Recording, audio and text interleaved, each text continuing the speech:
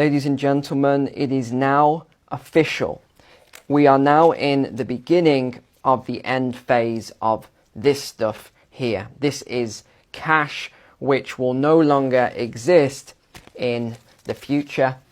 And this report here, which I've been talking about earlier this week that I would get out for you as soon as I could, details it all. So this is going to be a slightly longer video than usual and a little bit more detailed, but we are going to go into all of this report, which is the digital pound. So this is from HM Treasury, so it's the UK. But if you're not in the UK, please pay careful attention to this, just because it's not your country, because all of the countries are going to follow almost and exactly the same model. So this is what we're going to look at today. And this, by the way, I don't even know how many hours it took me to read through, not just this, but also the 3 reports that were connected to it. Because you see, they're very clever. They put out one report, but then they'll add these 2 or 3 other reports, a technical working paper and this and that.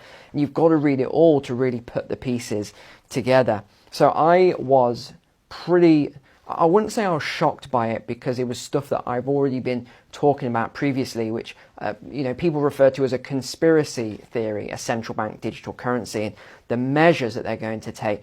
This is, mark my words, dystopian in nature. This is the official document from the UK government, as it were. However, let me just start by telling you it's not exactly from the government. This is where we have a slight twist in the story.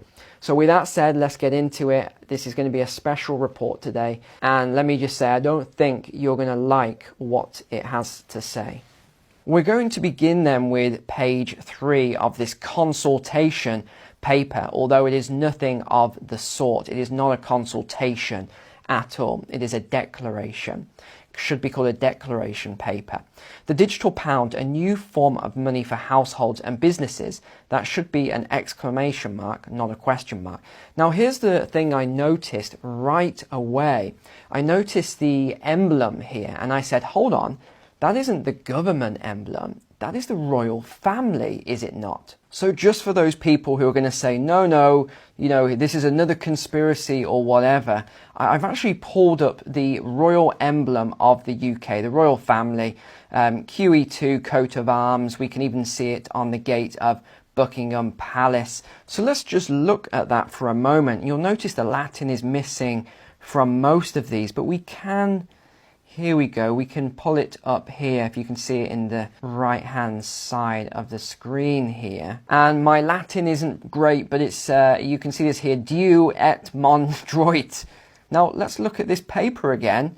Hold on, that is exactly the same logo. And then we actually read here, it says, presented to Parliament by the Economic Secretary to the Treasury by command of His Majesty. So this was presented to Parliament by command of the new King Charles, which you may find very unusual. Why is the king involved in this digital currency paper? And why did he command this? And you can see here as well, this is Crown copyright. This is not government copyright. Let's go to page 5 here then.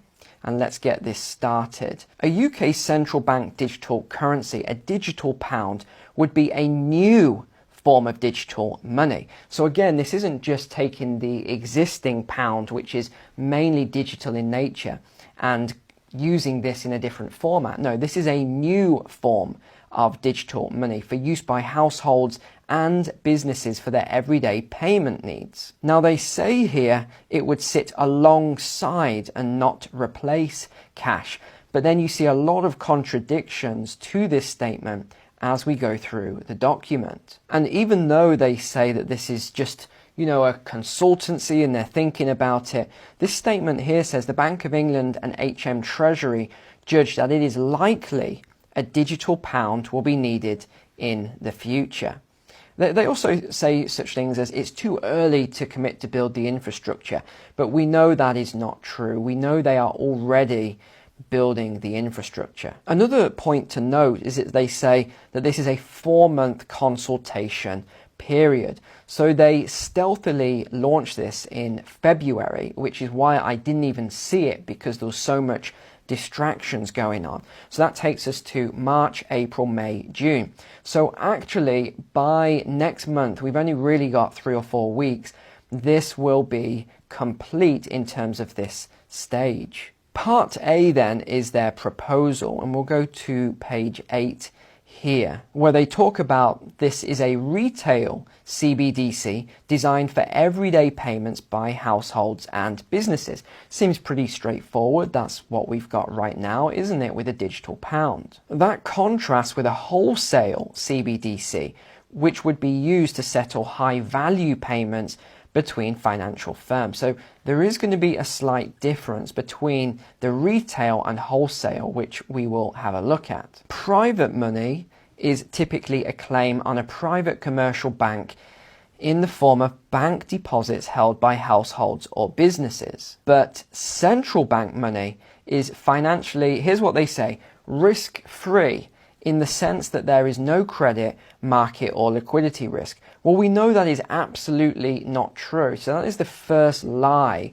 that they have put in this paper, among a lot of other lies that we'll find throughout. Of course, the central bank money has risk. It has to carry risk. It is a fiat currency with no backing. Now, the next thing I want to show you then is chart A.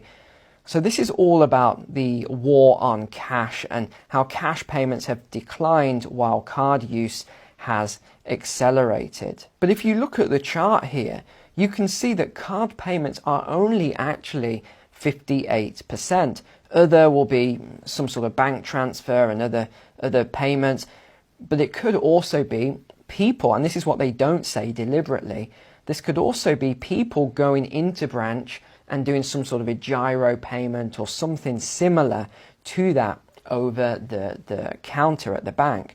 So it's not as simple as all of this is digital payments and only 15% is cash. Some of this 27% could also be in-person payments. So I would say it's more than 15% cash. It would be more like 20% in terms of physical usage. Around 1.2 million adults in the UK do not have a bank account, and around 1/5 of people name cash as their preferred method of payment. Okay, let me just read that again. 1/5 of people, i.e. 20% of people, name cash as their preferred payment method. They go on to say UK authorities are committed to ensuring continued access to cash. Yeah, they say that now, but where have we heard that before? We've heard this a lot of times in the past with other countries.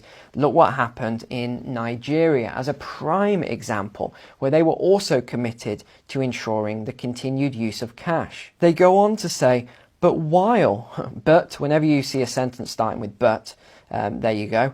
But while we ensure continued access to cash, we also have to recognise that it cannot be used in digital transactions, which are becoming an increasingly important part of daily life. Again, that statement doesn't really make any sense. They are basically they have to make these digs all the way through about cash, just like during lockdown periods they said that it was cash that was spreading a certain virus around and that everyone should stop using cash. Then they went on to talk about how only money launderers and drug dealers are using cash and all this other stuff. But actually, they said it themselves in their statistic there.